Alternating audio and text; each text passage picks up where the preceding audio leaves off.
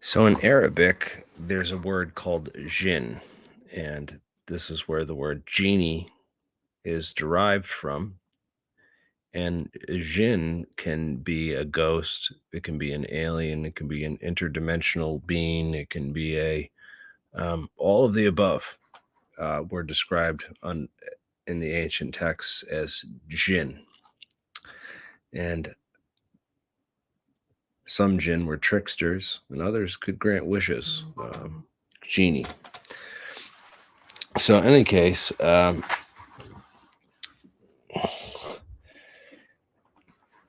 we're going to talk tonight about Fermi Paradox. This is a bunch of solutions or ways around the Fermi Paradox. My favorite, of course, is the zoo hypothesis. Earth's basically a fishbowl. These lots of cool different things on this. Let's read a few. So, down the rabbit holes, we haven't found the evidence of extraterrestrials because our reality is an elaborate illusion, as in we are living in a computer simulation created by our alien overlords who make all the rules. So, that's the case, then yeah, we're pretty much screwed because there's no hacking the code or the way around it. If they are already here, a perk of being a wallflower, it would be silly to presume that all life is similar to Earth's. Perhaps alien beings are so different they would not register to us even if they were under our noses. Conversely, they may be so similar they're indistinguishable from humans and can easily avoid detection. Right. So they're just, humans that are working for the aliens too. Yeah, that's an interesting hypothesis. David Icke would be a fan of that one, right? It's very possible that other intelligent life forms are actively sending transmissions into space. We simply do not use the same range of frequencies, radio waves, for instance. Or perhaps everyone is listening and no one's talking. Or perhaps they use quantum entanglement for communication. And so it's instantaneously entangled through quantum space and it's uninterceptable, unhackable. Of course, that violates the non-communication theorem for information theory, but maybe there's some way around it. Who knows? Some trick or exploit. Maybe we'll figure it out in the future. They live in unlikely places. We don't know where to look. The search for life is largely conducted on other planets, but what if we are looking in the wrong place altogether? A truly advanced civilization may not need to be anchored to a rocky world. In fact, some astronomers suggest that because of energy demands, aliens might lurk on the edge of the galaxy, maybe even in supermassive black holes themselves.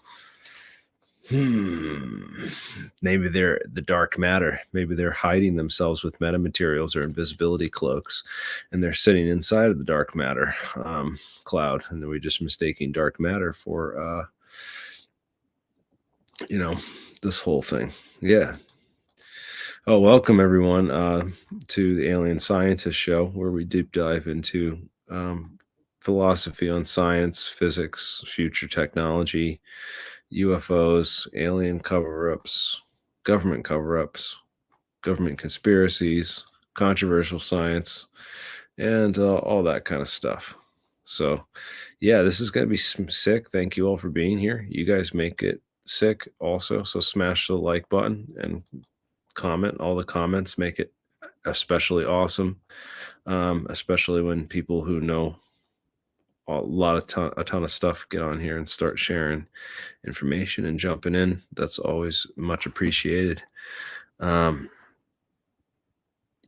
Yeah, it's definitely outside a lot of people's comfort zone, some of the stuff we talk about here, and we're willing to push that envelope sometimes, but stick around for what is in your comfort zone, and if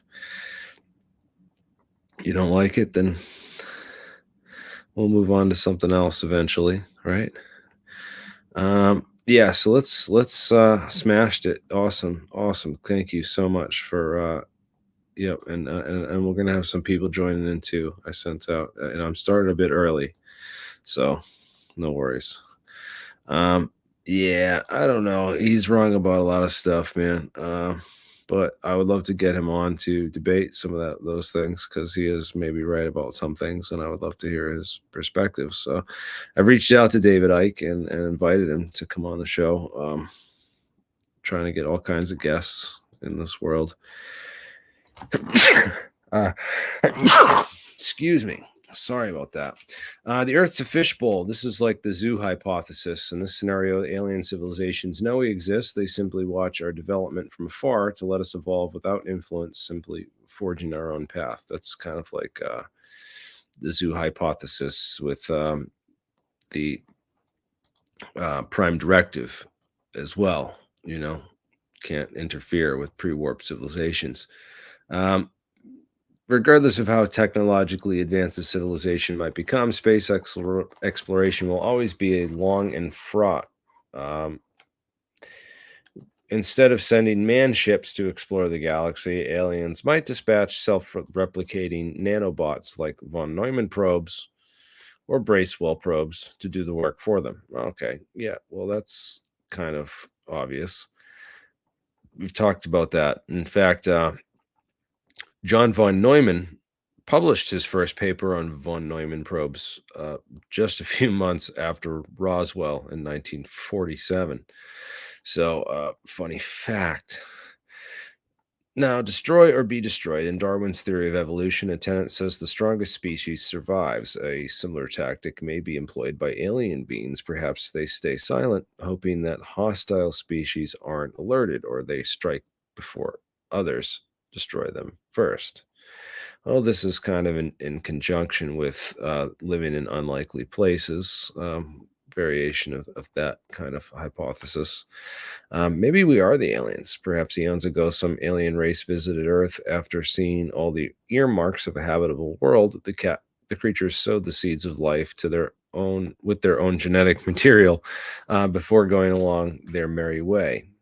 We, in a sense, are their experiment. Well, eventually, those beings, once they developed genetic capabilities and the internet and 23andMe and all that stuff, should be able to find genetic tracers or markers of that hacking or interference with our evolution, if that were the case. So um, let's hope that someone finds evidence for that. That might be a great place to look for aliens for scientists. You don't have to have telescopes all the time. There's other places we can look for aliens, right?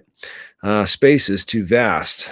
Space, simply put, is incredibly large. So large, in fact, that if we beamed a transmission to the closest star, it would take 4 years to reach the system. Say intelligent life didn't pick up one of our signals, it might take years, if not decades, to get a response. It's just too big out there and too vast. Well, what about quantum entanglement and that blast that we set off in Trinity in 1945? That might have sent some kind of pulses through the cosmos too. So, but who knows? Maybe the signal still hasn't reached them yet. They're too far away. Life is extremely rare. Perhaps in the search for extraterrestrial intelligence, the simplest solution is the correct one. We haven't encountered signals or signs of life either because it doesn't exist or is exceedingly rare, and the prerequisites for complex life are nearly impossible to replicate in their entirety elsewhere. Okay, so this is an infographic called From Quarks to Quasars by Jamie Trosper. Thank you to Jamie Trosper for this excellent, well put together infographic on the Fermi Paradox. For those of you who don't know the Fermi Paradox, it's a scientist called Enrico Fermi who sustained the first sustained nuclear reaction with experiments with neutrons. Neutrons stabilize nuclear reactions. So you get a lot of neutrons around a nuclear reaction, and you can get fission and chain reaction and sustained nuclear reactions. So Fermi came up with this paradox saying, hey, well, there should be aliens here, so why don't we see them? And that's kind of a paradox that, because Dirac, it was around the same time that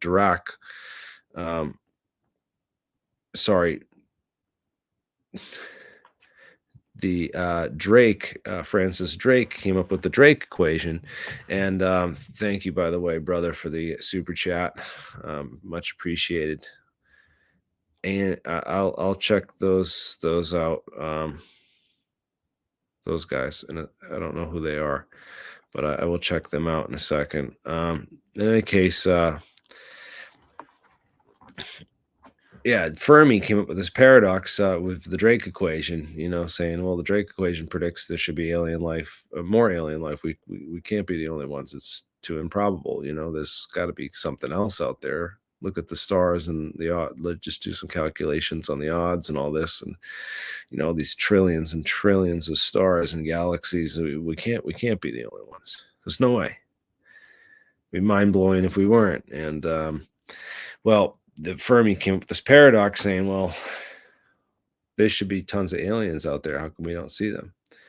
And these are some solutions to that paradox. Well, the same thing, I guess, applies to the idea of interdimensional beings or ghosts or any number of what were described in one word by the ancient Arabics and Persian civilizations as Djinn or Genie.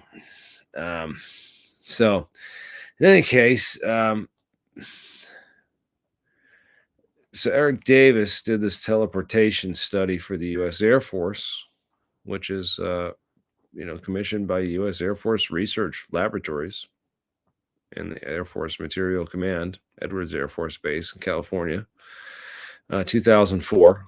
And this is a real teleportation physics study, and it talks about, the hypotheticals of wormholes and wormhole travel. So in this exchange about the whole idea of interdimensional beings and what interdimensional beings mean, this is a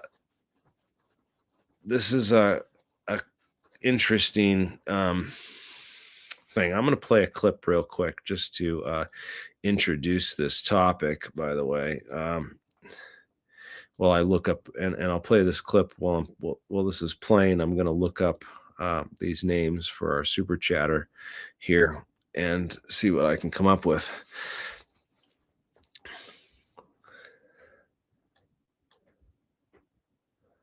This is a clip from Rising the Hill. All right, ready, guys? In the first of its kind House hearing on unidentified anomalous phenomena, whistleblower David Grusch blew open a discussion about interdimensional beings, touching on holographic theory. Let's listen.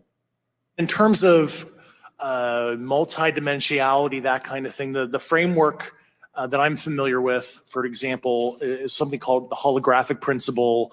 It derives itself from general relativity and quantum mechanics, and that is, if you want to imagine a 3D object such as yourself casting a shadow onto a 2D surface, that's the holographic principle. So you can be projected, quasi-projected from higher dimensional space to lower dimensional. It's a scientific trope that you can actually cross, literally, as far as I understand, but there's probably guys with PhDs that we could probably argue about that. But you have not seen any documentation that that's what's occurring.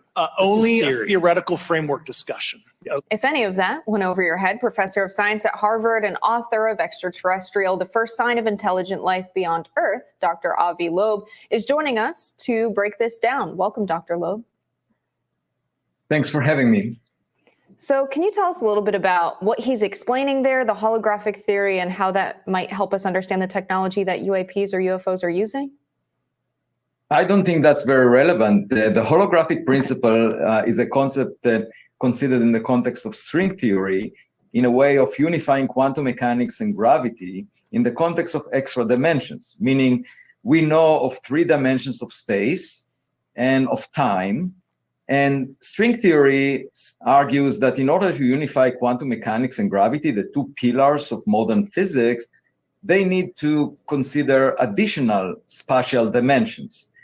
And then they have proven mathematically some equivalence between quantum field theory and gravity within those extra dimensions. That's, first of all, not known to be a description of reality. String theory is a purely mathematical concept at the moment. We don't know whether there are extra dimensions.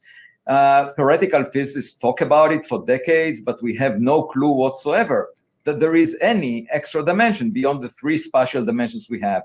So mentioning that in the context of technology is completely inappropriate, because we don't know whether even there are extra dimensions and whether it applies to the reality that we all share. It's just a mathematical concept at this point within string theory, which is not proven by any means to be correct.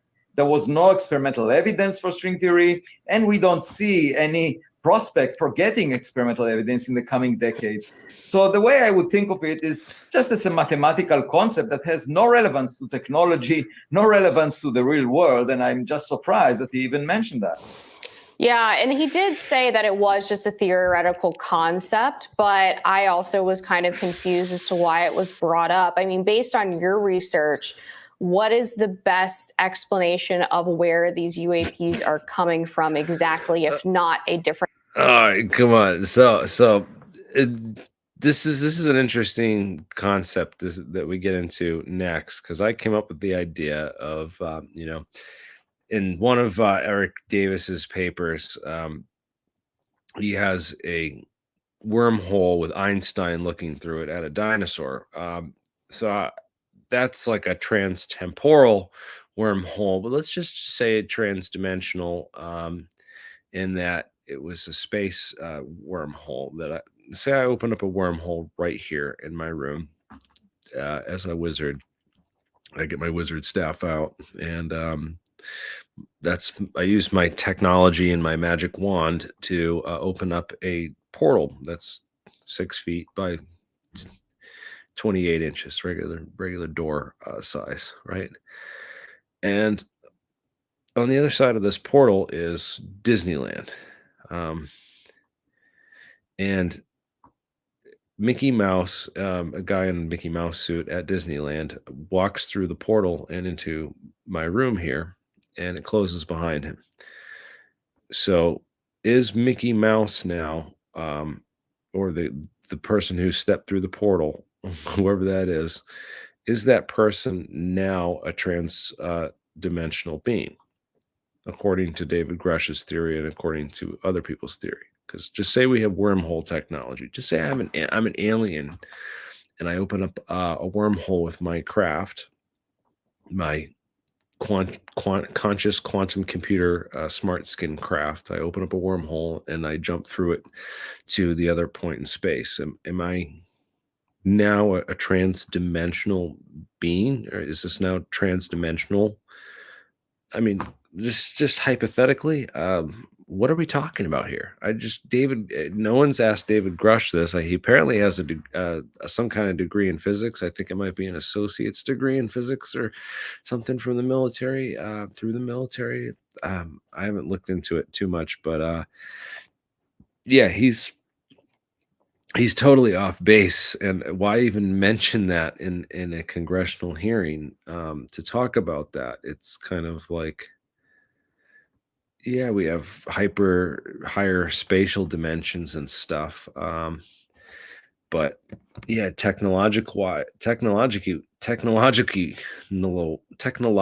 wise, there is no basis for this. And we have Carl Sagan in this famous clip from the Cosmos film. I forget if this was Cosmos or one of the other films that he did, but he explains the fifth dimension in terms of a shadow that will things in the third dimension are just shadows of more hyperdimensional objects, and it's just a way to think about things, but it doesn't necessarily mean that that's a detailed description of our reality or what our reality is.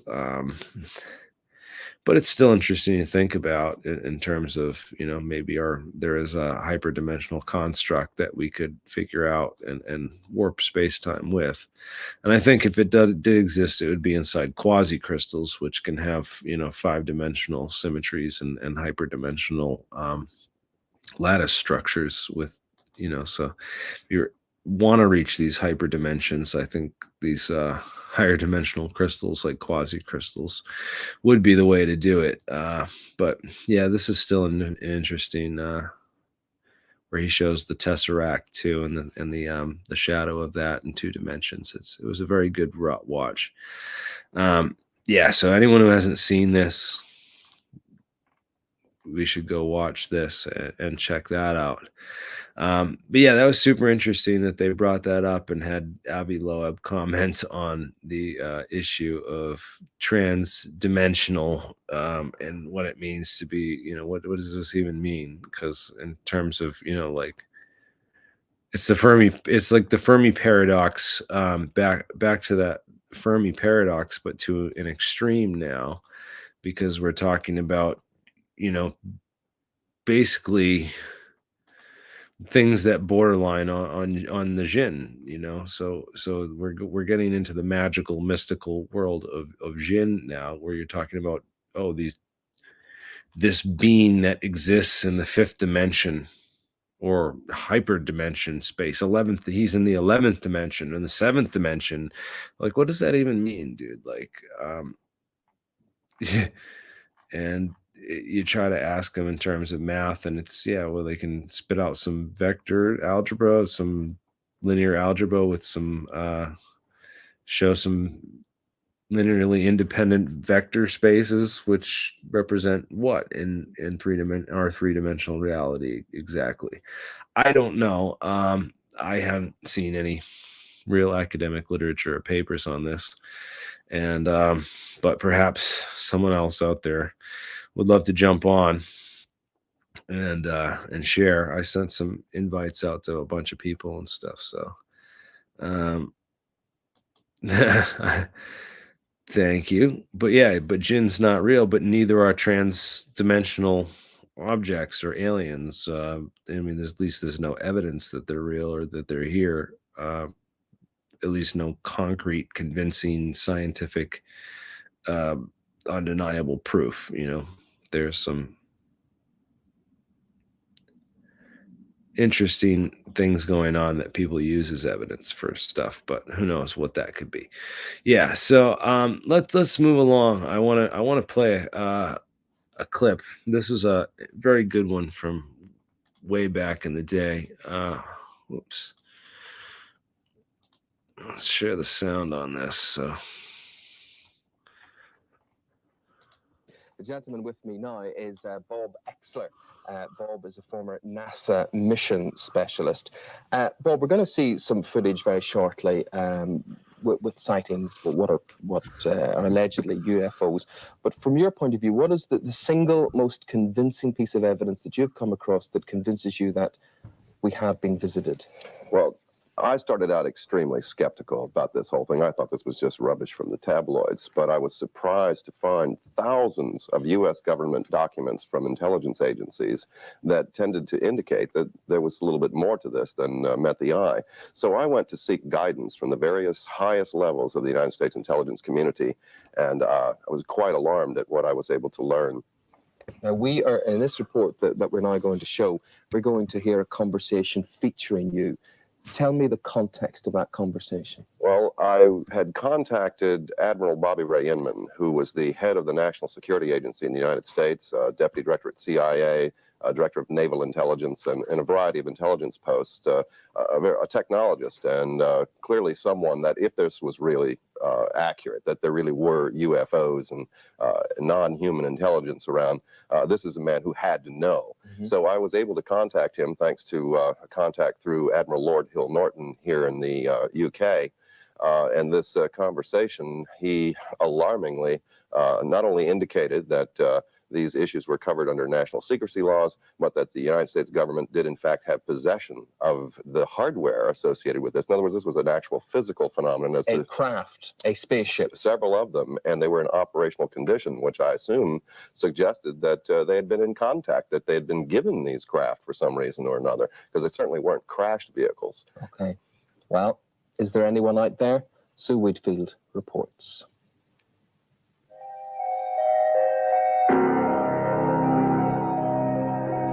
Houston, this is Discovery. We still have the alien spacecraft under observance. Since 1947, when the term unidentified flying object was first coined, this the is American great. government is believed to have had more than a passing interest in UFOs. There have even been reports they've seized alien aircraft for secret testing, but it's never been confirmed. Now, for the first time, comments made by a former military intelligence chief seem to imply that at least some of the rumors could be true. Do you anticipate that any of the recovered vehicles would ever become available for technological research outside of the military circles? 10 years ago, the answer would have been no. Yeah. Whether as time has evolved, they're beginning to become more open on it, is a possibility. A short time later, Bob Exler received this call. Mr. Eckler, this is Tom King in Admiral Inman's office. Yes, you would be breaching confidence and or violation of the secrecy laws in discussing his involvement in any matter. I heard what you Yes. said earlier, but obviously the big problem always is the pictures are never conclusive.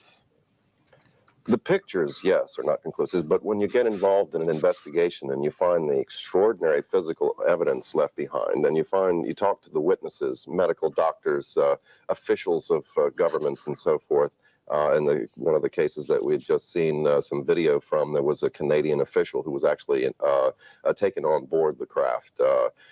When you subject these areas of testimony to lie detectors, polygraph exams, using the kind of technology that we have to determine whether someone's actually telling the truth or not, the results become absolutely nothing short of alarming. Okay, if these governments, the Canadian government, the American government, if they are in possession of spacecraft, if they have made contact with aliens, why don't they tell us? What I was able to learn is that the issue of secrecy dates back into the early 1950s. And in 1959, actually, NASA had a study conducted by the Brookings Institution in Washington, D.C., addressing the issue of whether this alarming issue of a confrontation with an extraterrestrial culture should be released to the public, this information. It was determined that there would be grave consequences for just an overt public pronouncement by government officials. So a determination... What does that mean? We would all panic. Well, not necessarily just panic, but the issues that it presented, not only theology, but issues involving economics, standards of monetary concerns. If you acknowledge type of technology that renders fossil fuel-related industries obsolete, Yes. for example, you have grave consequences economically all the way around the world. Of course you do. All our values are rendered So useless and worthless then, yes. the determination was made that the only way to avoid this chaos would be through a slow indoctrination process over a matter of decades. Okay, well, Bob Exler, we'll talk more in depth later on in the program. You'll be back here about 8:45 this morning, so look forward to that. But for the moment, thank you. Right, it's 8:46. Well, if you're one of those people who stays awake at night, have you ever seen one of these?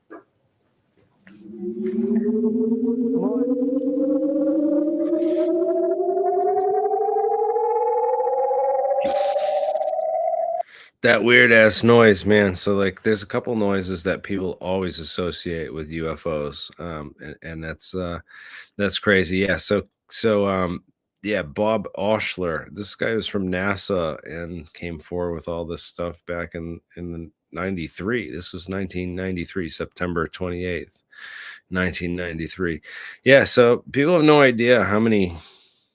We're so ready, dude. Like, there's so many people that aren't, but I'm ready. Mick West isn't ready. He had nightmares about aliens when he was a kid.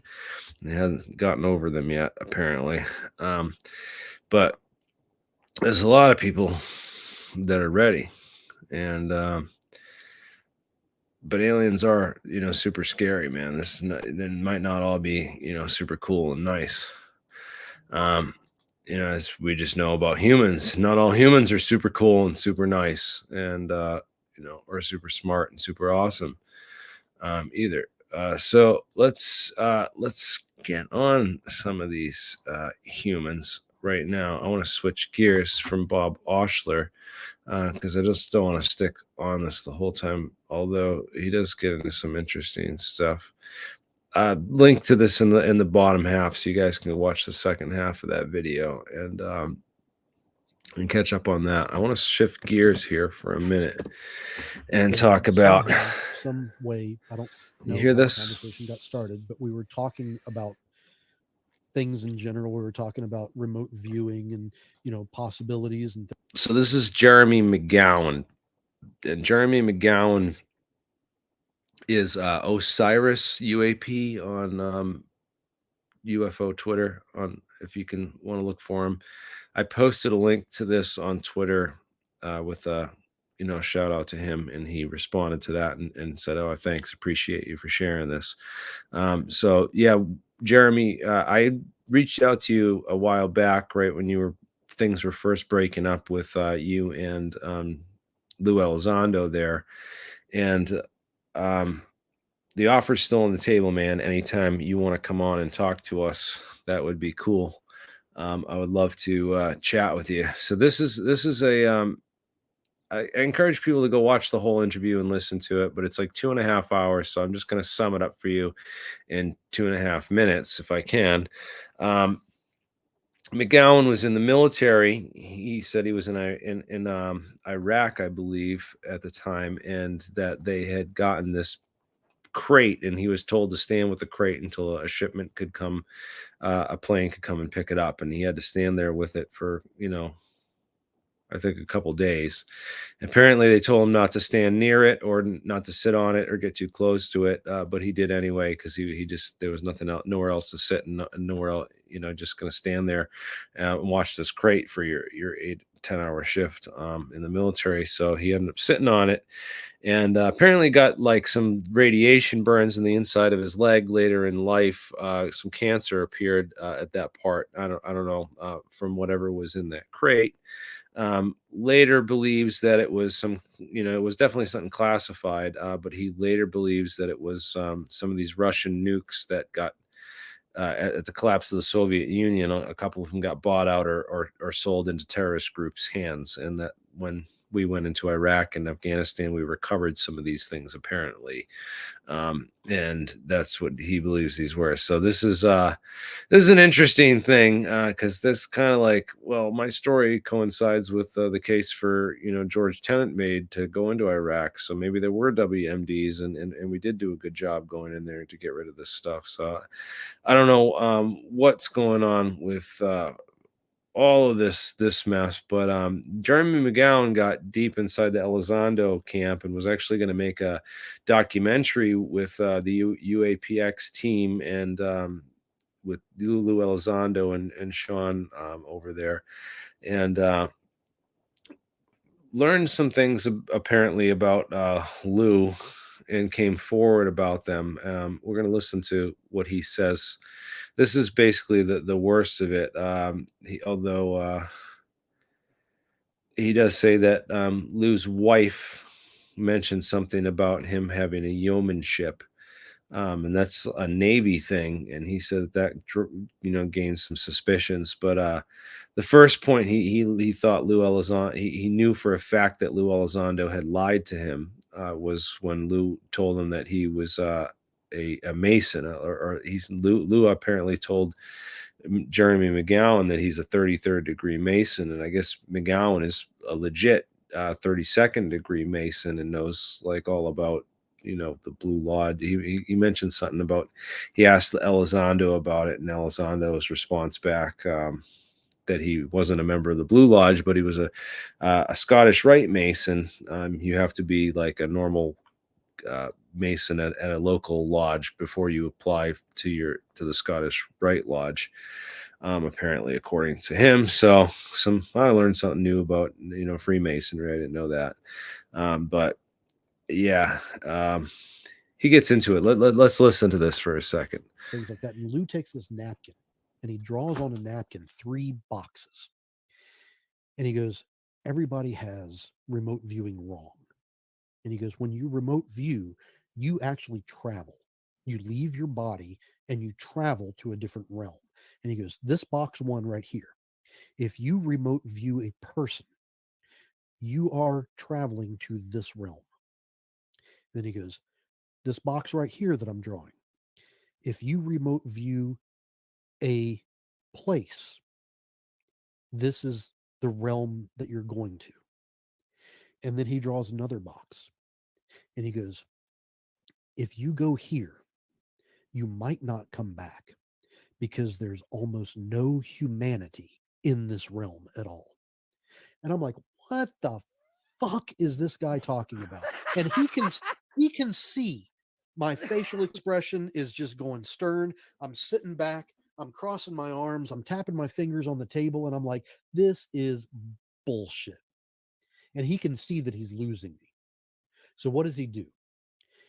Lou is sitting to my right, I believe.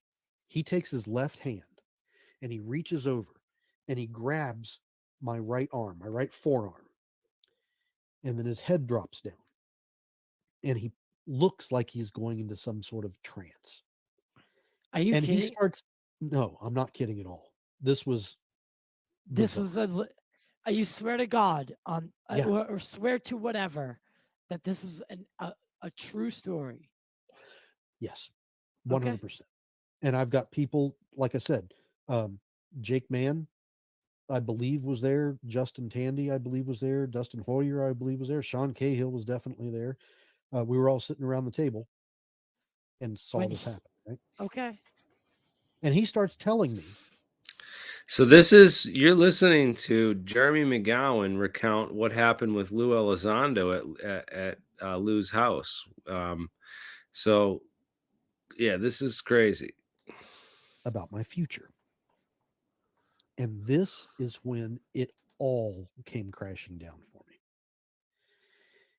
With his left hand on my right arm, he starts saying things like, hey, don't worry about your daughter. She is going to go to the most prestigious university in the United States. I was like, okay, good to know. And then he goes, you are going to do much better than your ex-wife. I was like, what do you mean? He goes, your ex-wife is going to suffer from drug addiction and she's going to lose her career. These are bold claims. These are both very bold claims that Lou Elizondo is making. Yes. And then he says, to kind of pile onto it, he goes, and I'm not going to say the date. I've never said this date out loud, but he gives me a date. And he goes, on this date, there is going to be something that happens to you that you're going to have a very difficult time getting over. But when you do get over it, you're going to come out of it much, much stronger, and you're going to have your path forged for you. I was like, okay, whatever. And I started thinking about all of this. I go to bed that night, and this, like I said, this is when it all came crashing down, because I am very analytical. I want to know how things work. I want to know how people work. And this is when I put it all together. In the ride up to Lou's house, I told you that Sean was with me for about 2.5 days as we drove from Las Vegas to Wyoming. Family and spoke about family, but I didn't go into a lot of detail. And I say this now, but I never told anybody about it then because I don't have one daughter. I have 2 daughters. I have the daughter that I talked about all the time, even to Sean. Sean had no idea I had 2 daughters because I was estranged from my oldest daughter. She is now 24 years old. We have repaired the relationship. She actually lives with me now. But at the time, she wasn't speaking to me. Right. We had a very bad relationship. Complicated. So, I never said daughters. I said daughter. And I talked about my youngest daughter, Cameron, And, you know, she's a genius. She's won the state science fairs in 3rd grade and 4th grade. She went to UNLV in Just in some of the videos I see, she looks like she picks things up very easily. she's a brain. Yeah. And I would tell that to Sean, right? And then Sean apparently would pass that on to Lou. I also told Sean one other point. Supposedly, yes. I can't prove it, Allegedly. but it all Yes, makes sense. allegedly. Allegedly. It all lines up. I also told Sean about my divorce. Remember I said I had gotten divorced in 2017. Yes. It was really messy. Yes. In that, I had omitted one thing. Actually, I had omitted 2 things. I told Sean that my ex-wife had an addictive personality. In Lou's little remote viewing thing, he said that my ex-wife was going to suffer from addiction. What I did not tell Sean is that my ex-wife is Mormon. She doesn't even drink caffeine. She's a health addict. She's a health addict. Oh my God. Would rather have gone to the gym than spend time with me. Right. That was one of the contributing factors of our divorce. She's a health addict. Now, here's the other key point. Just like I never mentioned my second daughter, You never mentioned. I never told Sean that I had been married twice previously. So Lou didn't say, hey, your first ex-wife or your second ex-wife, or made any identifying characteristics between the two. He just said, hey, your ex-wife. Right. It all made so much sense at that point in time. But I continued to roll with it. All right. So basically, what's going on here is that Sean Cahill was getting information from Jeremy McGowan, then feeding it to Lou, and then Lou was trying to use it in this session to make it seem like he was psychic and had abilities to know about, you know, things about him and his family that he got through remote viewing. Apparently, you know, so Lou is this big believer in remote viewing and all that kind of stuff. So yeah, allegedly this all happened. So this is just you know, and then who knows what's going on with all this, because I don't know. Jeremy McGowan blocked a lot of people. I guess he got a lot of negative feedback after he came forward with the story and like basically like ditched Lou in the documentary and said he's not going to work with them. He thinks that there's something else going on. He just felt like he was being sucked into and be part of some kind of intelligence op or something that was going on. He just didn't feel right about it. Yeah, it didn't smell right, and he got out.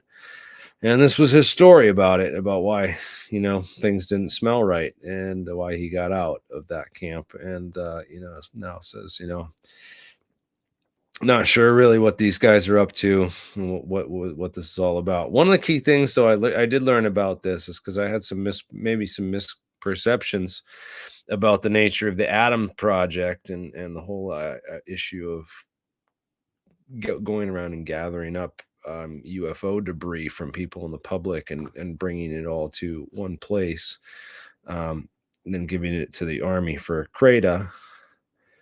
Apparently, it was like a big show because Jeremy McGowan, just having met these guys, one of the first assignments Lou gave him was to, you know, go out to Hal Puthoff and pick up this piece of the arts parts from him, and then bring that to I guess Gary Nolan's lab or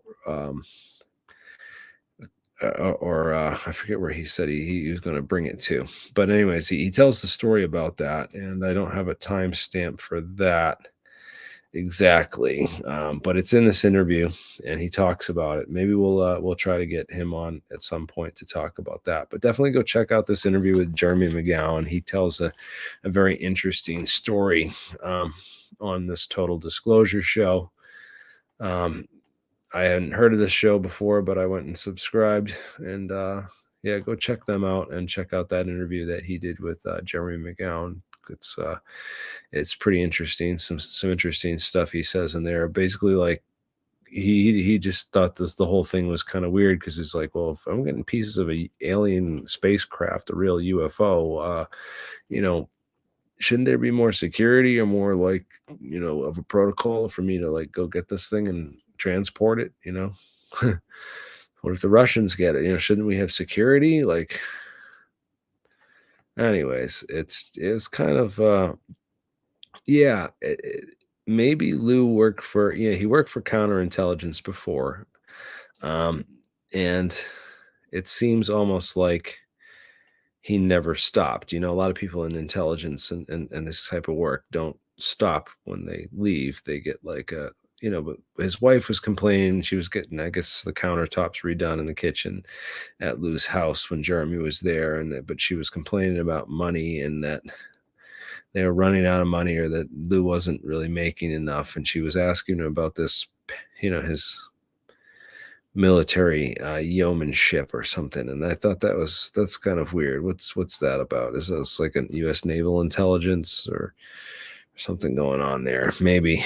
Yeah, I've been skeptical of TTSA and their plan, you know, promises to build a spaceship and all that since they came out and were first on the scene. And I talked about, you know, why I was skeptical of that. And you know, I had about as much faith in Tom DeLonge building a spaceship as I did with David Wilcock building a spaceship.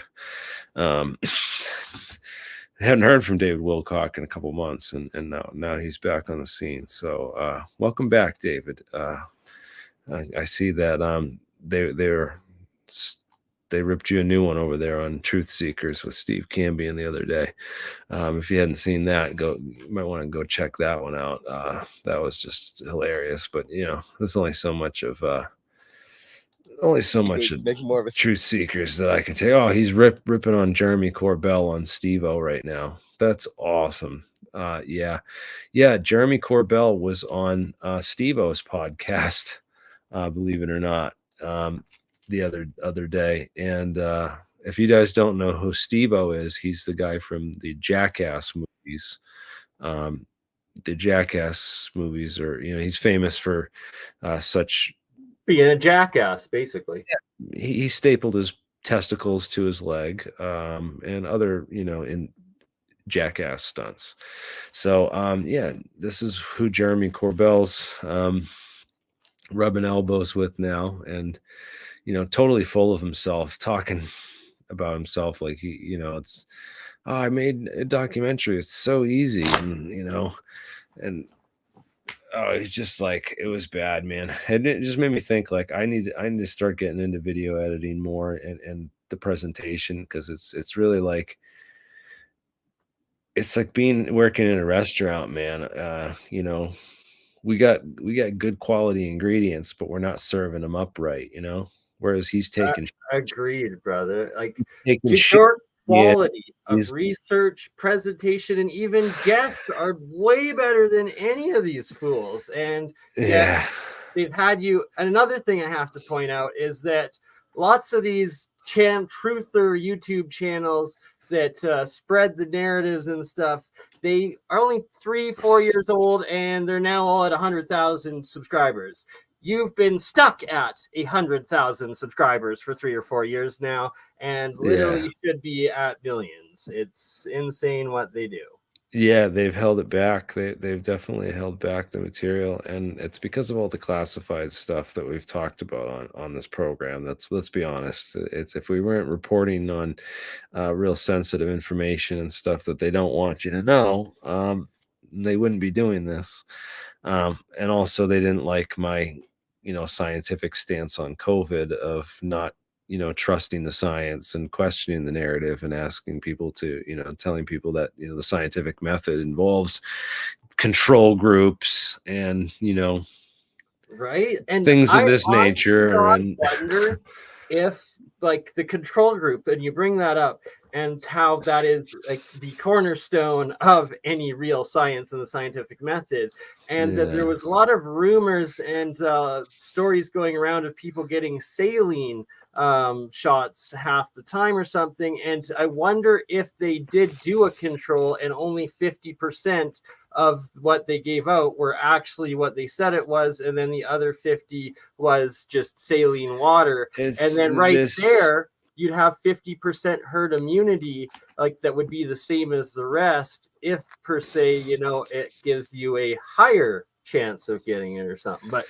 it's hard to know everything that went on because there's so many different players involved and so many different times, and then there's different batches. So like one batch was different with a different process than this other batch was made with, and all that. That's just it's a mess. It is a mess to try to track through.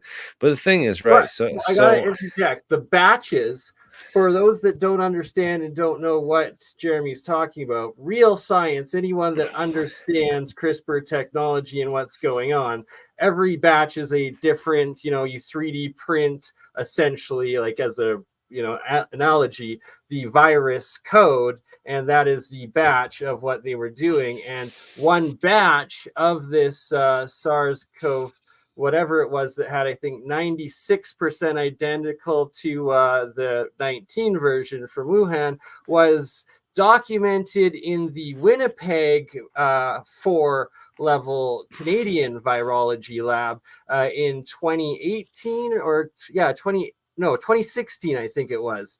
That it was in Winnipeg virology lab, and 3 Chinese foreign national exchange students working at our Canadian Winnipeg virology lab were caught smuggling this variant from the Canadian lab, and this was documented by the RCMP in the Ottawa, Parliament. So to claim it came from a bat is just insane when, Canada can, it's documented, owned. Well, they had the CIA's emails with Fauci, and that shows now that they were trying to snuff the lab leak hypothesis. They were trying to shut that up and derail the news media. Was encouraged not to talk about it and to call people racist and other things for even suggesting it. They successfully did for many months, held it off, but it was it's kind of interesting, all the pre plan, like all the drills and pre-plans of the event 201, and then there's a lot of sketchy stuff went on. The CDC lied and Fauci lied. I mean, that's provable. So it's hard to understand when I go to a video like this and I see like all these people that are just like, it seems like people that are just stuck on their side of the narrative and are haters of Brett, and they're not giving him real credit for the work he's done, and they just want to see him fall. Because they're trying to hang him on the statement that he made on that debate that I had with Michael Shermer. They don't show me or talk about me at all on this, which I thought was kind of funny. And I went on there to actually share the full debate so that maybe some of those people who are interested would actually go and watch the full debate and check it out. I thought that was curious that, so this video came out with this guy, Debunk the Funk, with Dr. Wilson, and he had these 3 experts supposedly that he talked to have on.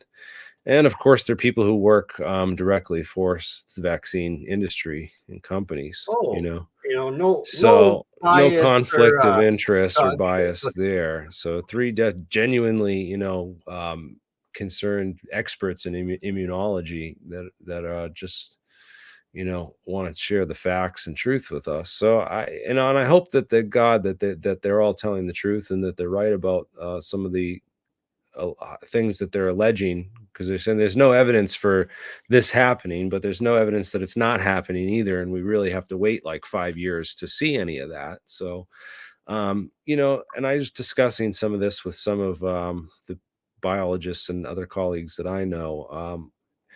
Just the level we think that, right? Like, the thing is, right, it would probably have taken them 10 more years of study to make something that's gene specific and really untraceable and hideable.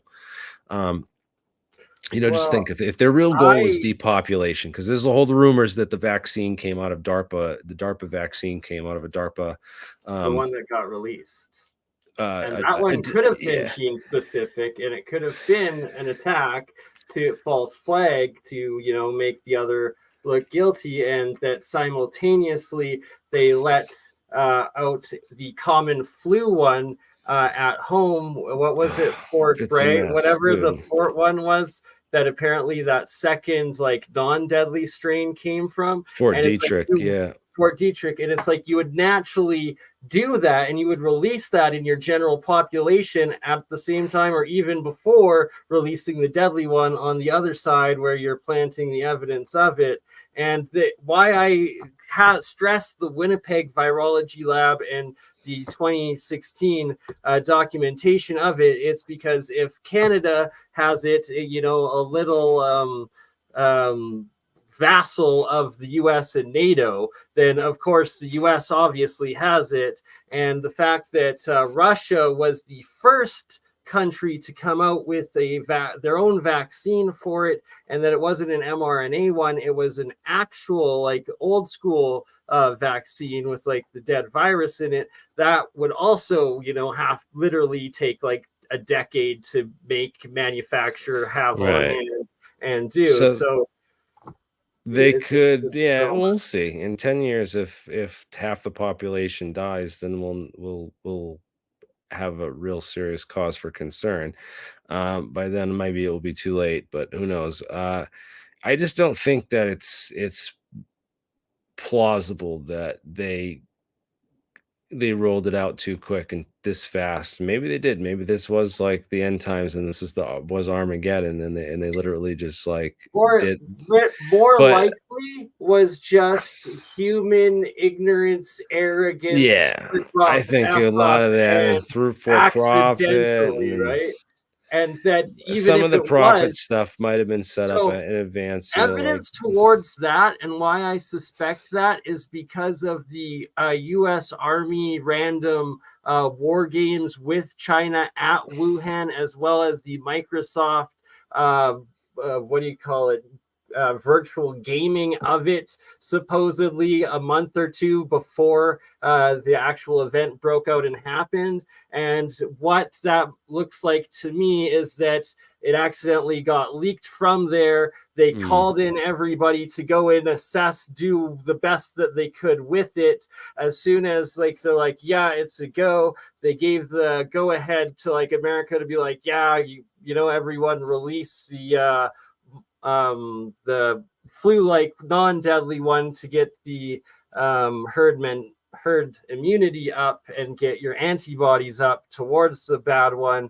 And that the first couple weeks or few months of it, there was all those stories and videos of like what looked like insane deaths in both China, but also Korea, as well as Iran.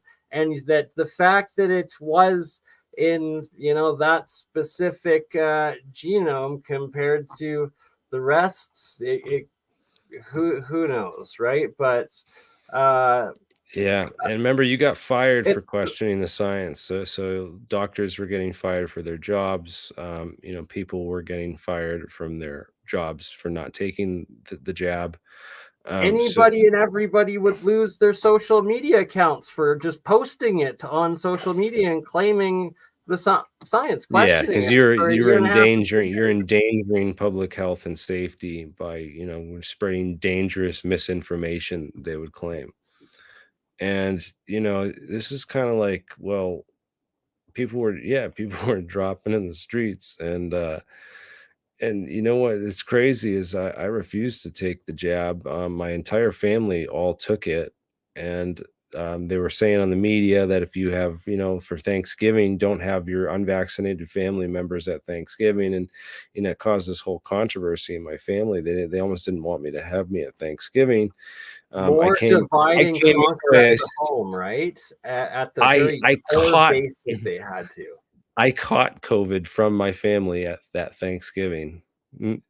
they were all fully vaccinated, and I wasn't. So it was just like, oh, that was just the icing and the crux on the cake for me, man. It was Trusted just, judo, my Canadian dictator, he was got the jab 3 times and caught it 3 times. Like, that's great success. you can That's debunk, because eventually, as the debunking catches on, enough people like share it, and you know, so like in the early days, I was sharing that information on Bob Lazar. I still do every once in a while, but now there's enough informed people out there that they're doing the debunking already, and stuff goes and gets shared around. And well, that's unfortunate that sometimes people's UFO science experiment start and end.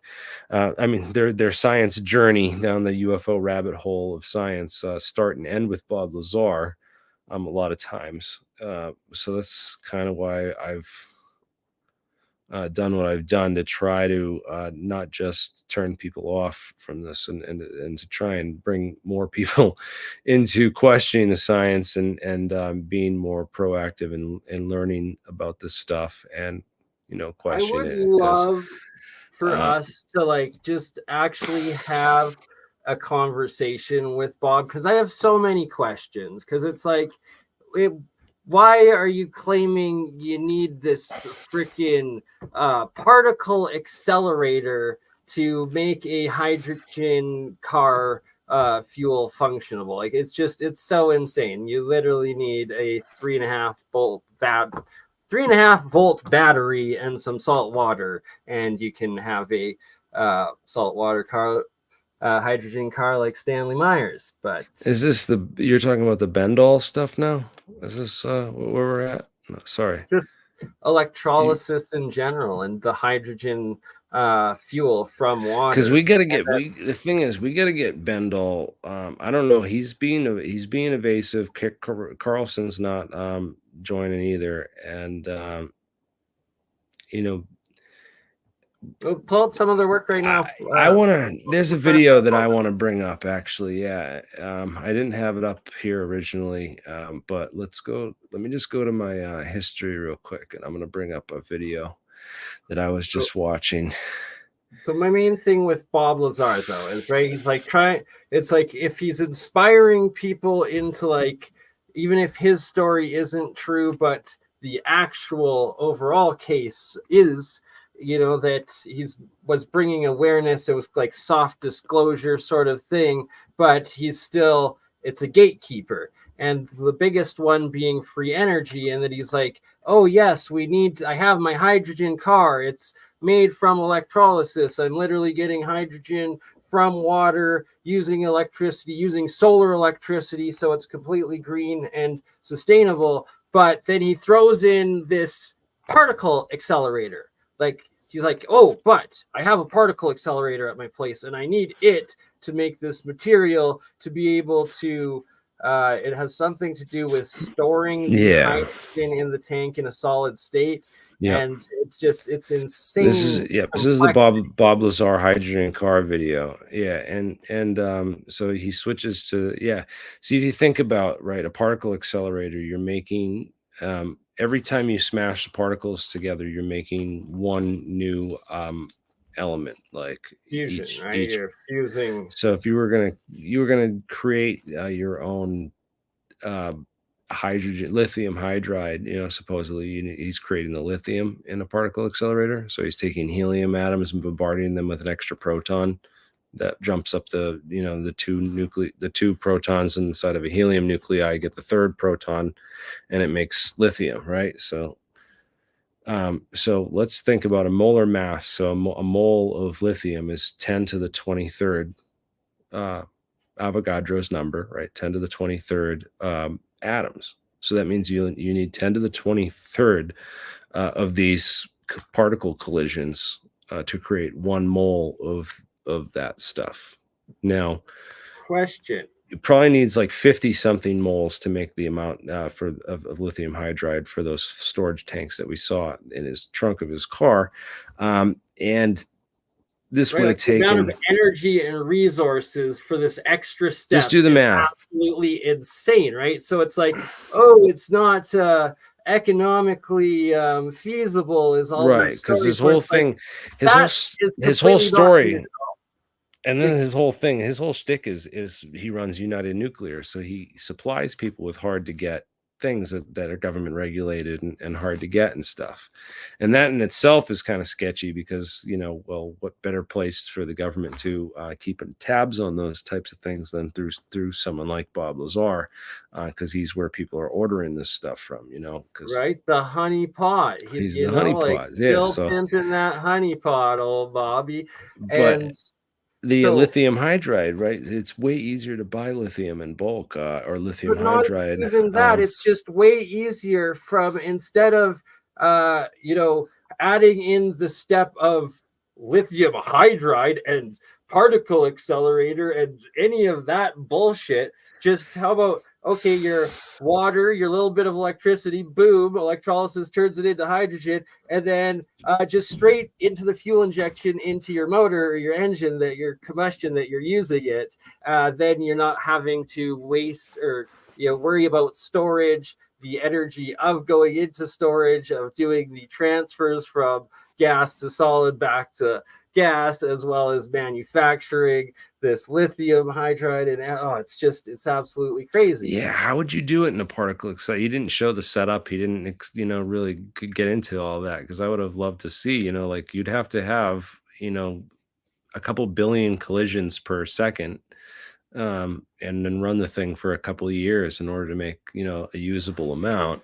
And God knows how much energy and electricity that would take. Right? Like, it's just, it takes it from like, okay, we're talking about free hydrogen and green renewable energy that can free the planet, like hydrogen fuel from water. Here we go. And then But boom, right there, we're I putting didn't another mention impossible roadblock right attached with it. Like, sorry, oh no, I forgot to mention that it takes, you know, particle accelerator. 200,000 terajoules of, you know, terawatt hours of energy to Run the make this particle stuff. itself, right? But you can get a couple miles out of it.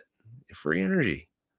That's my first question. Again, there's people aren't getting the science. So let's bring up some other the free energy. Speaking of the science, I have to give one key thing for nuclear fusion, cold fusion, and the energy transfer, and the difference between the inefficient particles accelerator smashing atom together method, as opposed to in water and electrolysis and just a tiny little bit of electricity, and then you're working with pure solid or liquid, but it's liquid matter, not gas, for density and the physics, like the pressure and matter of these reactions, and that when you are just for transmutation and fusion in general, and if you truly understand this and apply it to what I'm saying here, that these same reactions and technologies that they've been trying to put into the tokamaks and all the plasma fusion and hot fusion, if you apply this in water, in the cold fusion plasma arc aspect of it, well, it's bringing it to the momentum of just water to nuclear reaction to new element, as opposed to needing some sort of particle accelerator and like the terahertz energy of the sun to make these reactions happen. And that we cover heavy water, maybe. So I got some questions about this. So I just want to show this video and ask a couple things about what's going on it's here. going to be about the 7th time we've done it, which is using just a regular petrol engine. And all we've done is we've retrofit. You can see we've done nothing other than retrofit at various points the 3 components. So you've seen the one, which is the ionizer, the bubbler down here, which will show bubbling water with its steel wool inside. We're using the left one only. And then the really fantastic thing that we've got to show you today is the catalytic resonator which goes right into the exhaust there. So if you can see, it just Yeah, this ball thing is a thunderstorm generator. It's like a Hilsch vortex tube inside of a Hilsch vortex tube. Fascinating. underneath there, it goes just it's actually accepting the exhaust from the generator, and then it's once it's done its thing. Yeah, so the fuel goes in through here in the middle or something, and then the exhaust comes out around it. So it exhaust swirling this way, fuel swirling up this way through another middle tube, and right. So Right. this is So the over efficiency aspect and why they're adding the exhaust back into the reaction in this specific dynamic. isn't it heat is recycling? because, well, that's 100%. They're Is it's preheating the fuel, the incoming fuel, cycling and heat in it, as well as that the exhaust, the electrolysis, the exhaust is making some oxygen in that mixture, and then by combining that pure oxygen or that high ratio oxygen back in with your hydrogen before putting it back into your combustion, then supposedly boom. that's what's going on. Although we'd have to get in there and really test it and get one of these things and really run some deep tests on it, because that's what they claim. And I agree, that sounds all good and dandy. But I 100%. It with comes Jeremiah out through the bottom here as what did Jeremiah So when- invited him on if he's here. Yeah, I'll message him again as well. And I got him to replicate a couple of these cold fusion reactions, electrolysis ones, where he got the white plasma state arc where it seems like it was sustaining, combining two hydrogens into helium. We have to remake that in a more solid, like equipment, anyways, that it can be Some of this stuff captured and needs tested. to Point being, models when he not did enough. that You gotta- reaction, he was saying the amount of heat coming out of the electrolysis of that water compared to the small amounts of voltage and amperage that was going in and causing that arc plasma into it, he was like shocked, and like I'm pretty sure he stated, and he's like, man, this is definitely looking like several times over unity in that aspect of it as well. So it's that we need to now replicate it with a bit more professional setup and better equipment to get sustained results, and then capture the gases coming off of it and prove that we're actually transmutating the hydrogens into helium, as well as measuring the heat energy coming off of it. And that how these over efficiencies work is that you could then use the boiling water, the steam coming off of that reaction, and pump it into a steam turbine system as well with it, right? So it's but gases and so on. Too simple, and we've proven this. But what if, right? So like in this part of the video, he turns this thing on. They actually run it. So they have this box out that actually tests the this is what the setup they have connected to this car, and it's just ghastly. You couldn't even drive this thing with this. You'd have to like hide that or tone it down or rig it in the engine and stuff. It's right, just- like mass it's just- producing the engineers it's would. yeah, I guess they could do that. So Just a but- prototype, easy to access, right? If you're working on experimenting, the parts you want above, easy to fix and tinker with. So this is sorry, that was loud, and but I want to show, like, right down here he reaches under, so he's got these yellow valves, and I showed that earlier in the video that there's a yellow valve under there, right where he reaches at this part when it turns to 0, and it's possible that there's like a valve that just opens up the exhaust to divert it, to let it out, and then that would cause this to drop to 0. So maybe there's like a trick going on here. I think that it's just kind of weird that he flips 3 things instead of just 2. and then reaches down and then flips that third one on the bottom there where I saw another valve earlier in the video.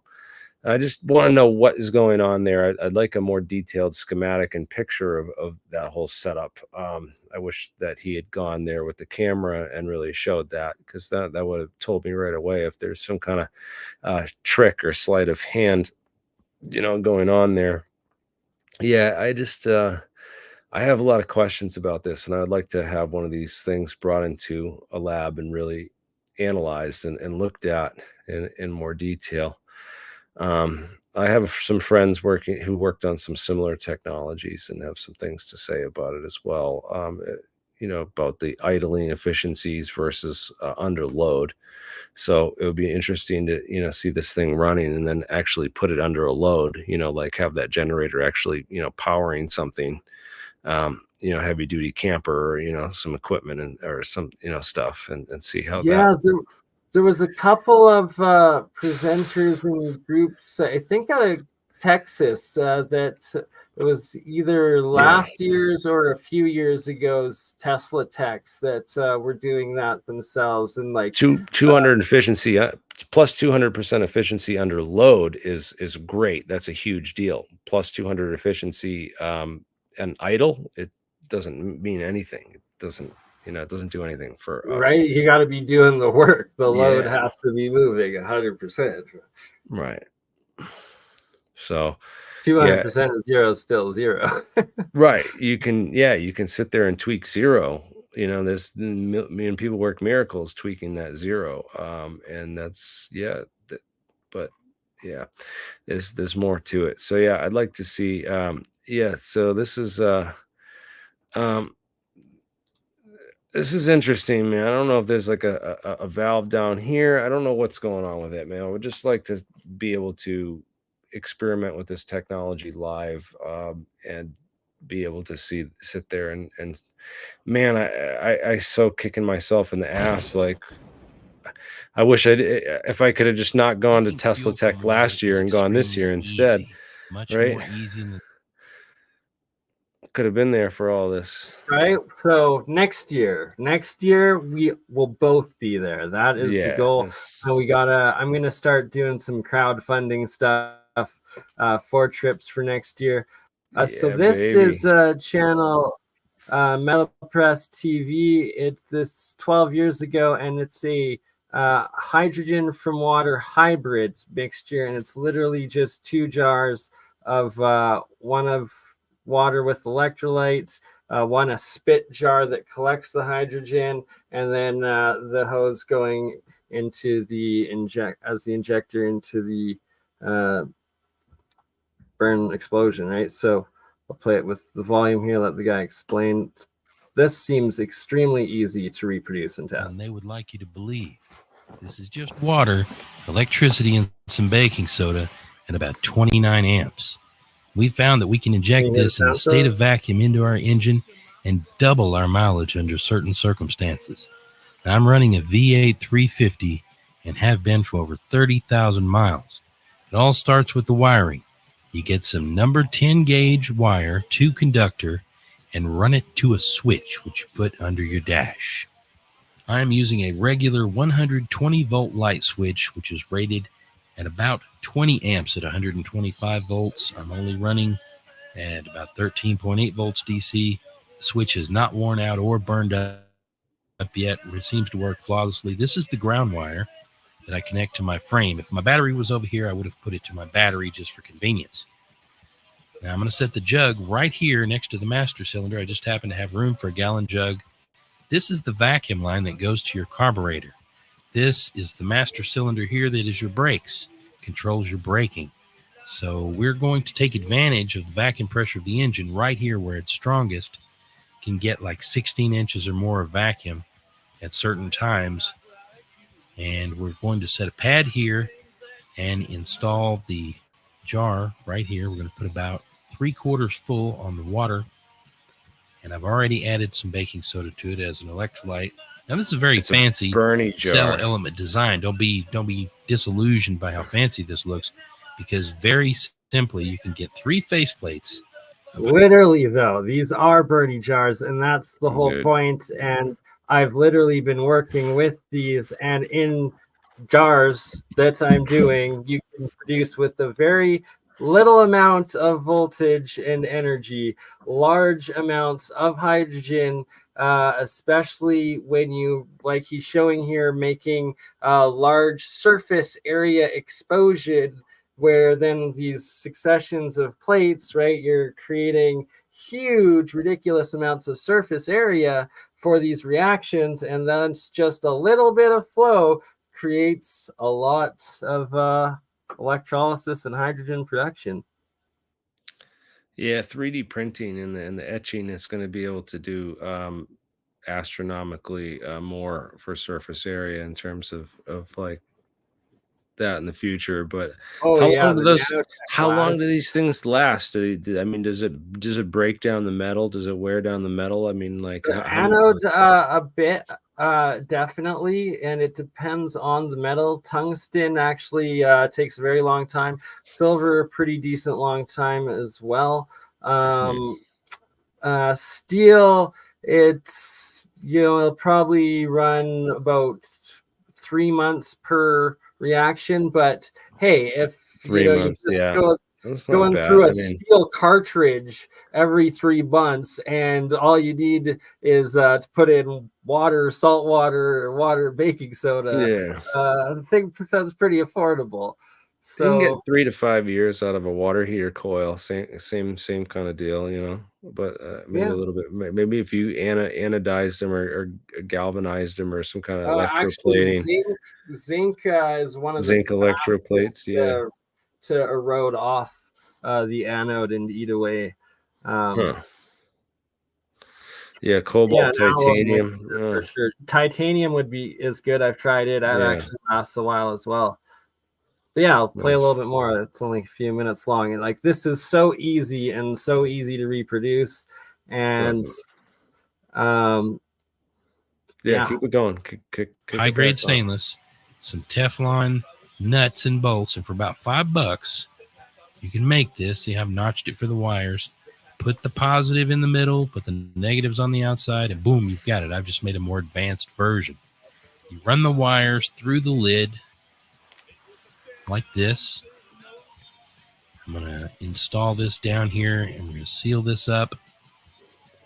And we're going to show you how this thing The sodium produces gas. bicarbonate might cause the erosion to This increase. is the positive wire, which I Definitely. run to the Would. alternator. I've installed a 30 amp auto reset fuse on both sides, positive and negative. So I have redundant fuse protection in case of current overload.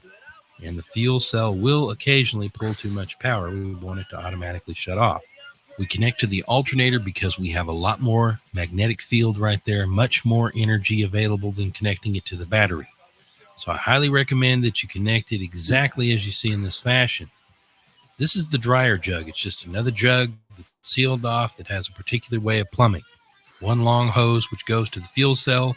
The other hose barely in the jug, which goes to the vacuum system of the engine. You put it down in the jug, and the overflow is automatically sucked back up into the other fuel cell. We've used poster putty, which is liquid Teflon, as a sealant. It is the most recyclable thing you can use. You can use it over and over and over. It's poster putty is the brand name for it. Don't endorse any products, but I don't have any choice. It's really the best thing you can use. Plastic hoses is what we use on our vacuum pressure fuel cell. It is part of the thermodynamics of the entire process. Again, poster putty placed around the hoses on the vacuum pressure fuel cell in the state of vacuum will suck into the small crevices and will not allow leakage. It has been working flawlessly for many years on my vehicle. I have over 30,000 miles running on the vacuum pressure fuel cell so far, and my engine performs incredibly well. 30,000 miles? It's a little tacky at times. All right. When it gets hot, it will really seal well. This shows you some of the production in the vacuum state. It's a lot of hydrogen oxygen gas. It's enough to actually cool the water. There's 25 amps right now cool the flowing through water. there, So it's an and we want to run it as close to 30 amps endothermic as possible. reaction as well. So what is he doing? He's See a creating tremendous amount of gas. HOH gas. He's Well, creating yeah, that right. hydrogen gas. And I'll put do in a the live engine. reaction right now with Bert and Ernie and show you, like, literally with a 5-volt cell phone charger plugged into the wall, it can get a substantial amount of hydrogen coming off the cathode side. Always. Oh my gosh, we haven't been harassed by the porn bots in literally 6 months, and as soon as we start going talking hydrogen, guess who's Free energy. back? Okay? Free energy, hydrogen, Free and energy. It doesn't work though. The X who's Prize. back? The X Prize had it in their contest and it didn't work. It just sounds like, hey, you just hook up this pickle jar inside your engine and you get free, 1,000 miles a gallon. Right? I don't know. Well, yeah, It I guess seems- let's play a couple the fish off. Let's see what Mike has to. So we got to bring Mike in. Let's. It will let's see actually who else produce. wants to join too. Absolutely. Keep it going. Let's keep it going. We're There's gonna even more hydrogen and oxygen gas as the engine gets going. The RPMs are high, and the magnetic field is coming off of that alternator. Baking soda, Arm & Hammer, highly recommend it. It's the only one that won't foam up. Cheap stuff, you'll end up with foaming in the water, and you don't want foamy water. It's going to have some nasty buildup eventually, but don't worry, it's not a problem in the vacuum pressure fuel cell. The extra dryer jar in front takes care of anything that would fly into the engine. It's a very interesting system and has been used for many, many miles. A lot of people sell this for hundreds of dollars. You can build it yourself for about $55 in parts. Most of that is fuses and wires.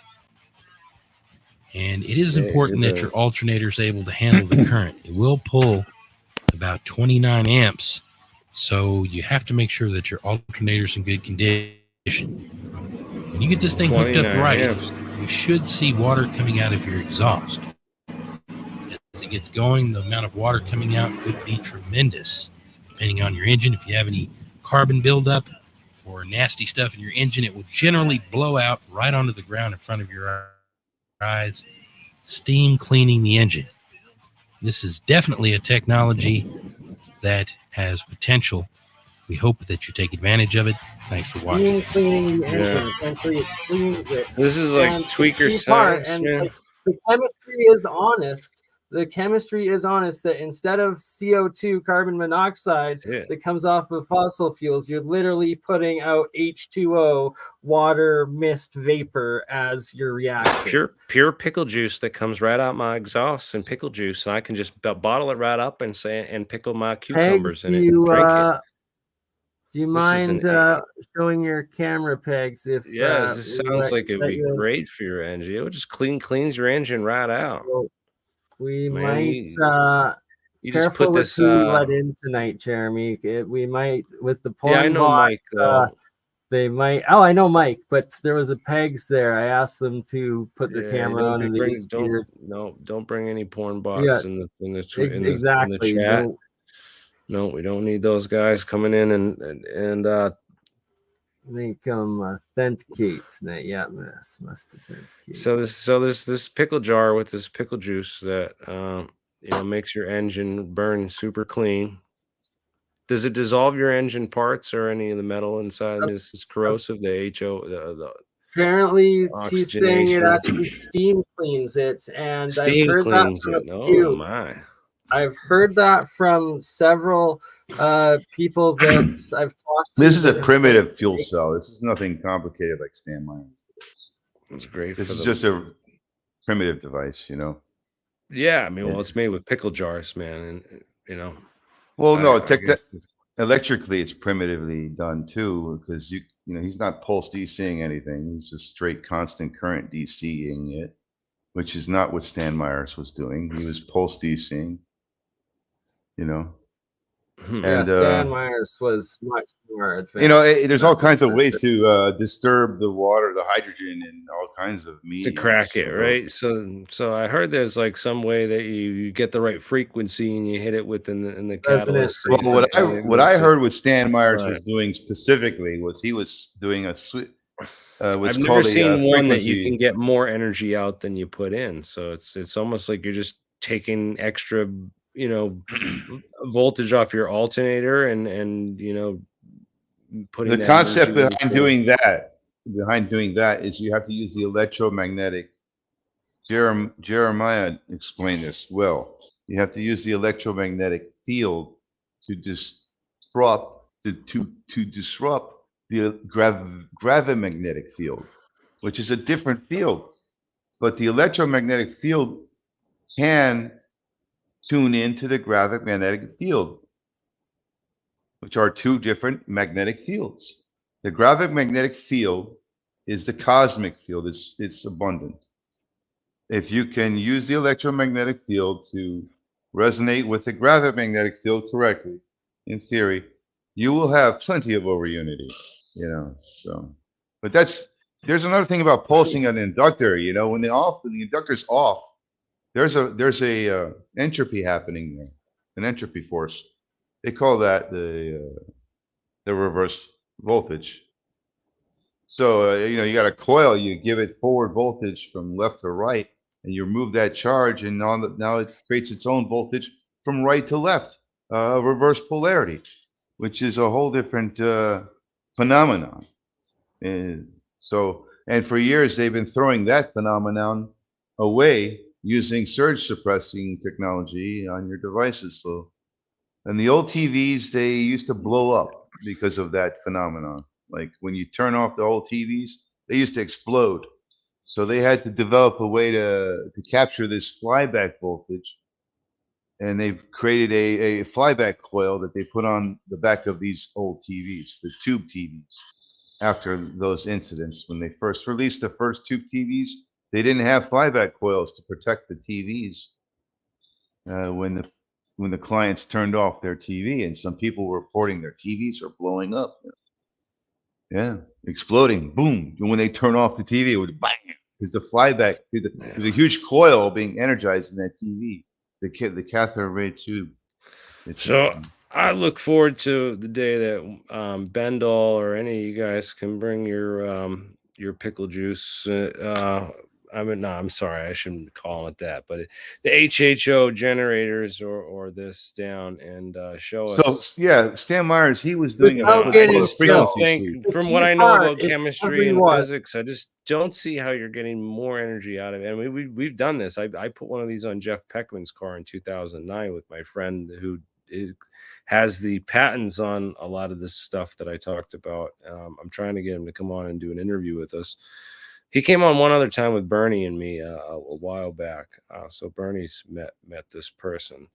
But I'm trying to get him on to, talk about his experience and the engineering and the actual, the tests on this stuff with the efficiencies and that, because some of the claims being made here by some of these guys like Bendall and Carl. All I can tell you and from those a schematic point of view, I see efficiency when I look at these circuits, like a lot of efficiency. Some of these circuits, that people are messing with.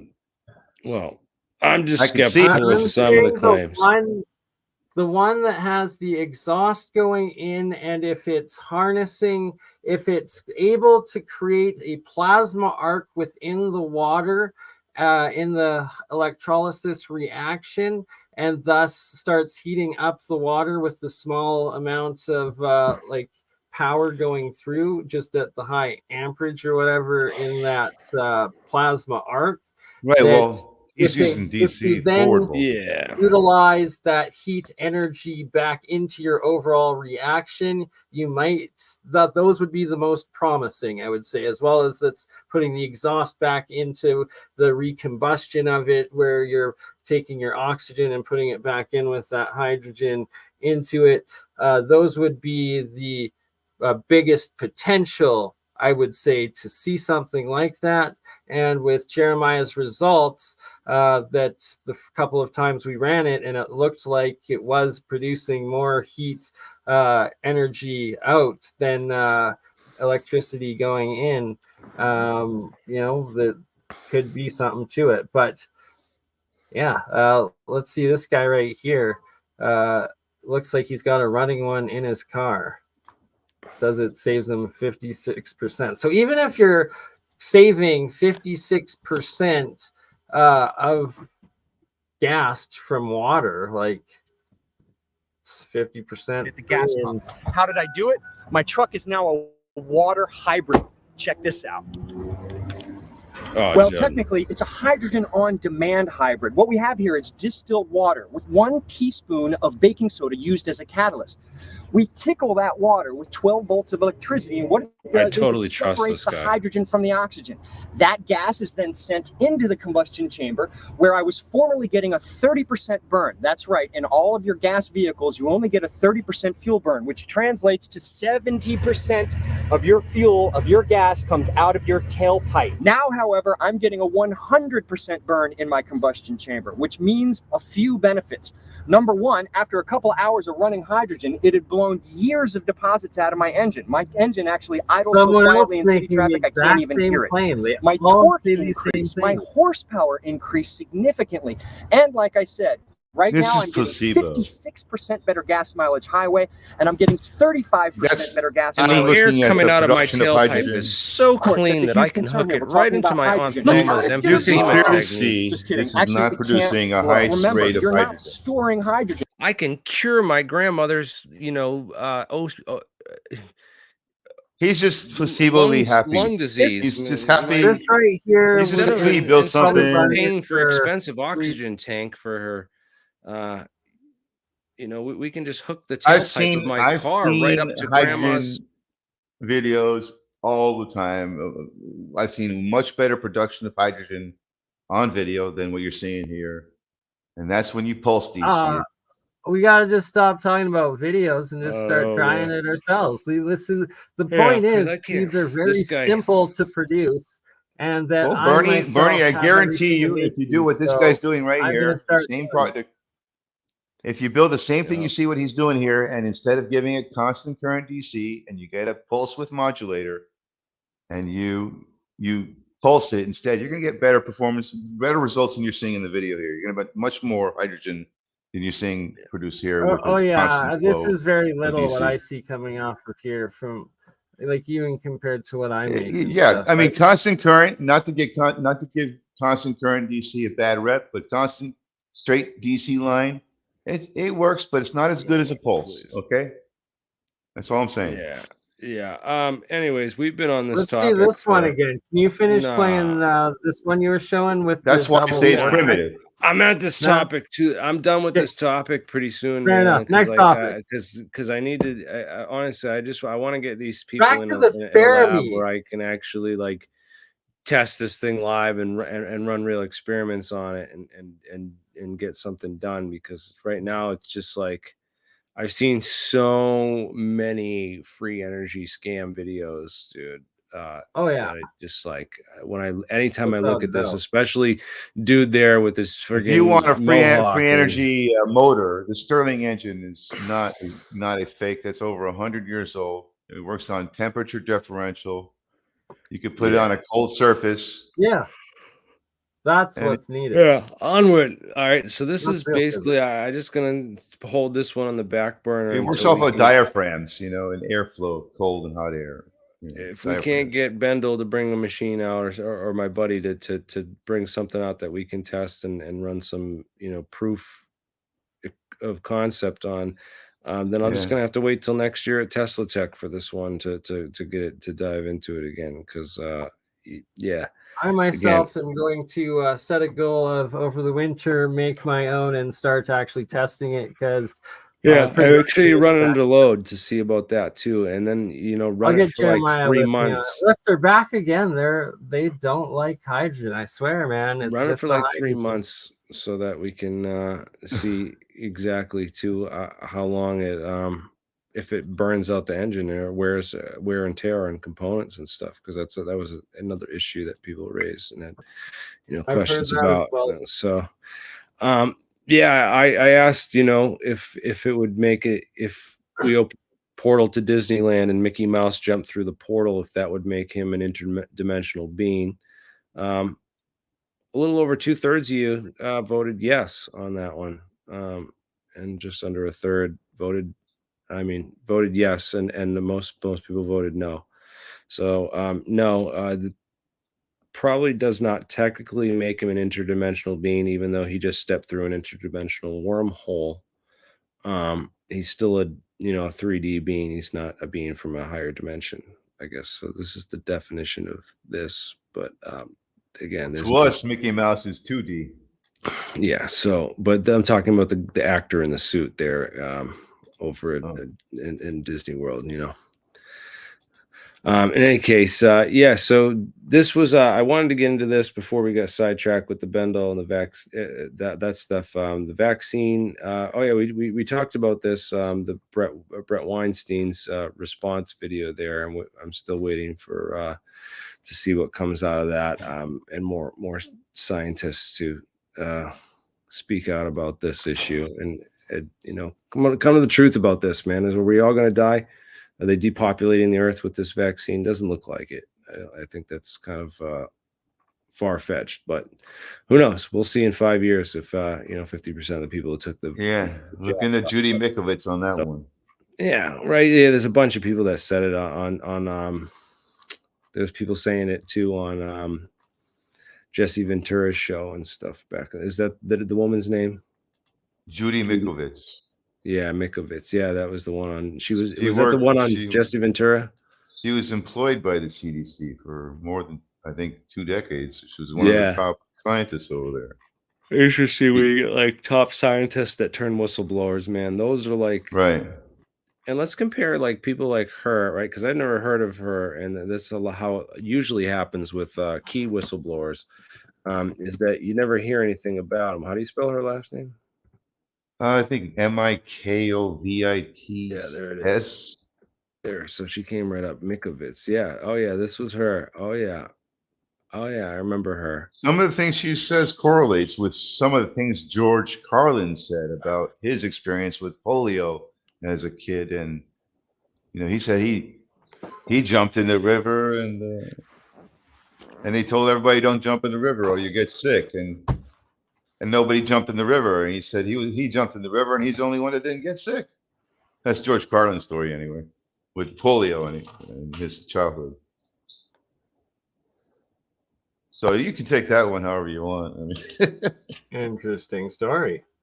I was the only one that didn't get the jab and didn't get sick, and drinking my golden waters, my colloidal silver gold water. But back then, everybody got vaccinated for polio too. I don't recommend doing it. It was required, and it was, so this is a bunch of stuff, man. And we get vaccinated today for that. With all the vaccine stuff, I just encourage people to ask their doctor. Always ask your doctor about it. Ask them for a vaccine expert. That's what I always ask. Is like, I once you're born, you don't need any more. I don't think so. I like to know if the hospital has a vaccine expert or someone that he can talk to, and always ask for vaccine safety information and information on the testing and verification of the safety of the vaccine. Difference between mRNA gene editing and just a dead cell for your antibodies, your immune system to fight and produce antibodies, right? Like, yeah, this is one of the main questions. That's one of the main questions I had about this, because they were talking about, you get the shot and some of it goes into your heart and fucks up your heart muscle. That's what Brett was claiming with this thing. Yeah, but it's designed to do that for a virus, And they're saying that, well, this goes into your leg and it gets absorbed in your skin tissue and your lymph nodes, and it doesn't really travel far from the injection site. And I was like, well, then how the hell does this vaccine protect your entire body from COVID if it only goes into one part of your body and stays there? This is just like, I don't know. Some of the stuff that they say just doesn't pass a basic logic 101 test. And then when I call it out and question it in the comments, I just got a bunch of people that saying, oh, you're a fucking idiot. You don't understand the first thing about this. And how dare you question the fucking, any of this? And it's like, okay, well, maybe. Anybody heard of the swine flu? Guys, I don't want to. Number 2. We can go down such a deep rabbit hole. I gotta wrap this up kind of soon. I'm going we're almost 2 hours, but texting Jeremiah here. Jeremy, just number 2 just got into the chat here. So hey. And, you hear me okay? Yes, sir. But yeah, just as far as that stuff goes, I just make sure you ask questions and get them to answer you and look into some of this stuff too, because I just don't always trust all these people. Daniel Sheehan, I think we can trust Daniel Sheehan. He helped with the Pentagon Papers. Daniel Ellsberg and Mark Felt, of course, the whistleblower back then. He's dealing with these 40 whistleblowers and David Grusch right now behind the scenes, and he's putting a panel together if the Schumer amendment passes. So they're writing the Schumer amendment bill to try to get this thing passed in Congress legislation now. And if that happens, then there's going to be like an investigative committee or a special committee to investigate. So I guess he's going to put together 9 people. They want a physicist. They want some other people, requirements for who needs to be on the team. I've reached out to Danny, got a hold of him through Tyler Zrodnik, great guy, and he's totally open to talking more. I sent him a whole bunch of information already. He's got it in his hands. He's a super busy guy doing a lot of stuff. So we'll see if he gets back in the next couple of months. I'm trying to get him to come on for an interview and talk about this in some more detail. Of course, some of these things are under wrap too in the meantime, because I don't know, but this would be interesting if he can get this put together, because if we can get that Schumer amendment passed and get a special committee to investigate with subpoena power that can really look into these things, man, we'll get to the bottom of this, because I've already written him a whole guide on who to subpoena, what science, the scientists, the names, the whole structure of these organizations, and where to start with it all. And he's hip to it, and he's right on it with us. So this is going to be great. I really hope that this goes somewhere, and if we can get we can keep the pressure up on this and keep those grifters and liars and fraudsters and hoaxers out of the conversation, we can stay hot on the trail of the money and get somewhere with this. But unfortunately, the path's been already blocked and set up with a lot of counterintelligence and disinformation agents and whatnot. So it's really hard to know who to trust or where to get the truth from in this mess. But yeah, I do like Daniel Sheehan. I think that he's doing great things for disclosure.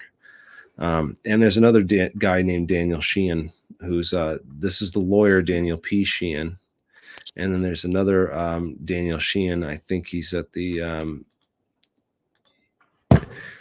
Daniel Sheehan. I think Wasn't he's it Ashcroft that CSU lost, or said that they lost all that money? General Ashcroft, back in like 10 years ago, we lost like $5 trillion. It just disappeared. What was that general's name? General Ashcroft, right? Ashcroft. Dick Cheney was the one that brought it up, I thought. No, it's Donald Rumsfeld. Donald Rumsfeld, yes. But yeah, well, all those guys. Oh, sorry, yeah. Donald Rumsfeld. There you go. It's the Bush administration. Yeah, they all that money went to pay for the Afghanistan and Iraq. They said we lost all. They said we lost $2 trillion. Yeah. So they right. Right. So that's all pre-millennium money the military had. That's probably literally your TR3B budgets and stuff like that. Who knows? Who knows? Tons of missing, trillions and trillions of missing dollars from the Pentagon budget. So this is the other Daniel Sheehan, and this guy was on APEC and presented, and he does free energy research and is working with he's working with Garrett Modell, I believe, of CSU, on some of real interesting. And we're doing one of these projects that is one of his projects right now with the bipolar membrane experiment.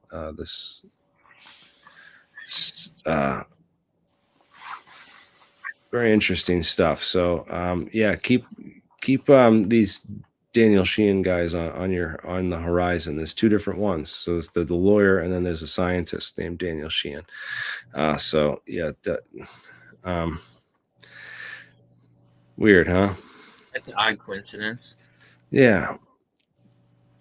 But yeah, definitely check out those links. The Djinn are interesting entities and creatures. I heard Snoop Dogg was a big fan of the Djinn. The Djinn, yeah, he likes gin and juice, right? Sipping on gin and juice, laid back.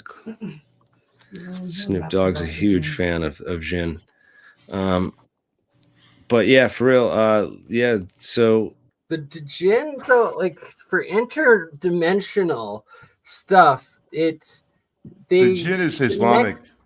We know what that is, Mike. We're talking in general, higher dimensional consciousness and essentially quantum consciousness. And that would have to be a consciousness that exists throughout space-time, and that there's the overall universal space-time as opposed to our third dimensional human space-time. So that's a good question about consciousness and stuff too, because right. You know, yeah, so there's we go back to that fifth dimensional, sixth dimensional, essentially, and that when a human dreams, that's fourth dimensional, or like you're on psychedelics out of body, that's fourth dimensional, astral projecting, fourth dimensional. I can hear it's burning consciousness, and then if you're able to exist simultaneously in two different places in space-time, that's fifth dimensional consciousness. Or like a drone consciousness, maybe insects, or like a higher dimensional thing, right? What was interesting that Bob Oshler, that NASA scientist interview from '93 that I played right at the beginning, the clip's in the description right below. You can check it out. So what was interesting is that in that he uses the term NHI, non-human intelligence. So that came from a NASA scientist, which I thought was interesting because I never heard that really before Grusch was using it. And I thought that Grusch had made that up. I was kind of a little confused about where he got that from and came through with that. But it does come from a NASA scientist, believe it or not. And so non-human intelligence can be then divided into two categories: biologic and non-biologic. And non-biologic would be cybernetic or AI. Artificial. And so then there was discussion about the craft themselves, because they might be this smart skin, polariton condensate, trapped light kind of conscious quantum computer type thing. So the craft itself could be conscious, this conscious entity, but it's an AI conscious. And then the debate is like, oh, can AI be conscious? Is AI the same consciousness as on like a fifth or sixth dimensional consciousness scale, which is above our own human dimensional consciousness? So that's like on a demigod sort of scale of consciousness above quantum, and then you'd have a god. Yeah, would they they might have a higher level of consciousness, right? Exactly. They might even have a higher level. An angel and demons, they could be AI, they could not be, but they would be one above us, and that they could exist through space-time, right? Like they could be like light magnetic energy sort of thing, like stuff like that. And right, and then you could have aliens or potential like bad aliens that were like demons or demigods sort of things, that they would like a type 2 type 3 civilization that then kind of merges into technology as well, that like keeps them like their conscious going and like transferring through space time, kind of like Altered Carbon, if you know what I'm talking about, on Netflix. or the basically Altered Carbon is fantastic. Yeah, right. But like, so One of the any best series I've ever seen, actually. science fiction or like fiction sort of stuff where your consciousness is preserved and exists through different points in space-time, that's a fourth or fifth dimensional consciousness theme, or like society and civilization.